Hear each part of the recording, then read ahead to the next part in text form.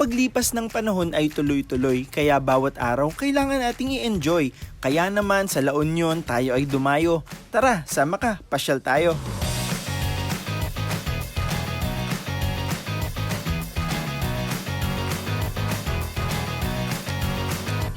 Mamamasyal ulit kami ni Sunshine, pero this time sa bus kami nakasakay at hindi lang kaming dalawa, kasama rin namin ang pamilya. Ngayon nga ay pupunta tayo sa La Union para pasyalan ng mga simbahan doon.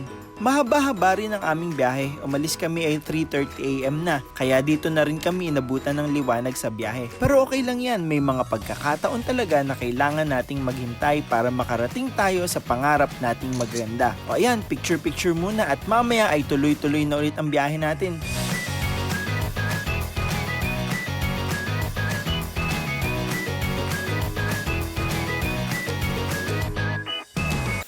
At ito na nga, nakarating na kami sa unang simbahang aming pupuntahan.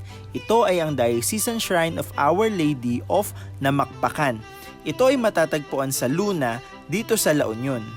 Ang estatwa ng mahal na birhen dito ay in-order mula sa Spain para sa Vigan, Ilocos Sur noong panahon pa ng mga Kastila. Pero dahil sa matinding bagyo, napilitan ang galyon na sumilong dito sa ngayon ay tinatawag na Luna sa La Union. Nang balak na itong ilipat sa Vigan, naging napakabigat ng rebulto at hindi na mabuhat.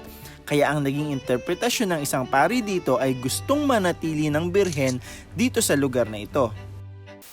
Okay, side trip tayo. Papunta tayo ngayon sa Baluarte Watchtower. Kapag galing ka sa St. Catherine Parish Church ay pwede kang maglakad o sumakay ng tricycle papunta doon.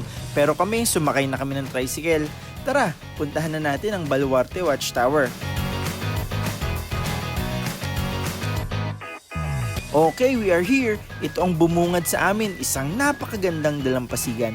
Pero syempre, hindi mawawala ang picture. Noong nakita ni Sunshine ang dagat ay lalo siyang na-excite na bumaba. Kaya eto, bumaba na kami sa mismong tabi ng dagat. Tingnan nyo naman, halos magsingkulay na ang langit at ang dagat. Sa lakas ng mga alon ay akala namin aabutin kami. Iba talagang saya kapag dagat na ang iyong nakikita, di ba?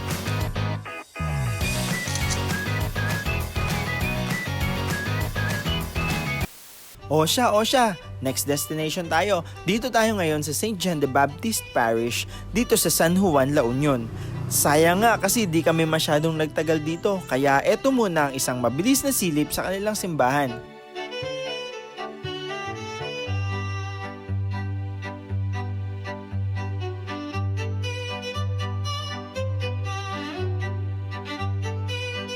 Dito sa labas ng simbahan ay makikita mo naman ang malaking image ng eksena ng baptism ni Jesus.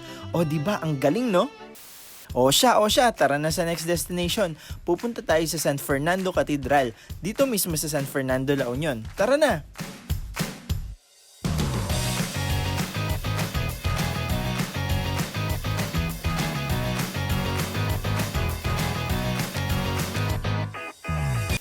Ito ang loob ng simbahan, napakaganda no?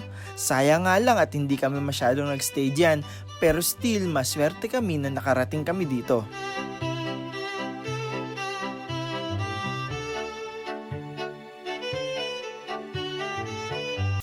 Paglabas namin ng simbahan ay mayroong street dancing. Sakto yata na fiesta yung pagkakapunta namin dito, ang galing ah!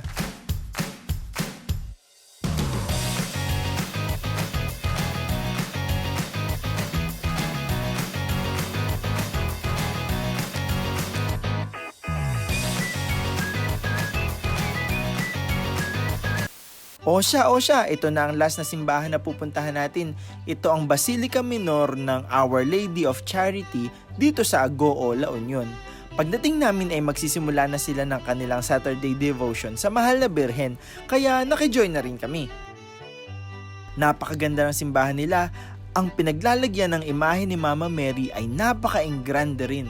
Mapapatulala ka na lang talaga sa mangha kapag nakita mo ito.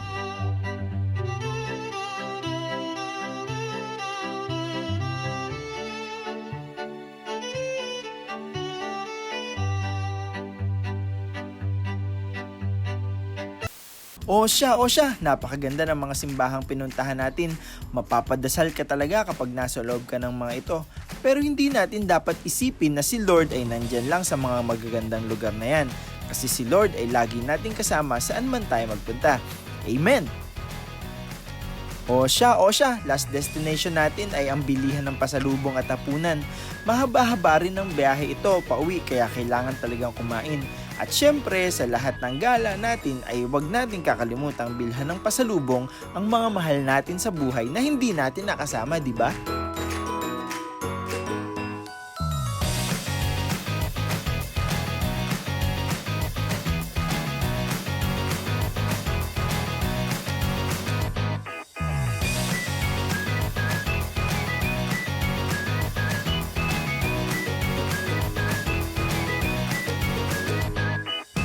O siya, ang pamamasyal na ito alaala hanggang sa dulo. Saan pa kaya magandang pumunta para maidagdag sa aming kwento? Tara, pasyal tayo!